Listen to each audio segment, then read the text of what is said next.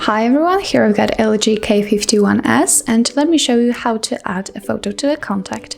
So first of all, let's open the dialer. Here let's choose contacts and choose the contact you want to personalize. Let's click on the pencil icon and click on the photo. Obviously you can take a photo right now or select a photo. So let me choose that one and crop picture. And here you can personalize the size of it, what you want to see. So let me leave it like that, click OK, and as you can see now the photo is added and we've personalized the contact. So that's all. Thank you so much for watching. Please hit the subscribe button and leave the thumbs up.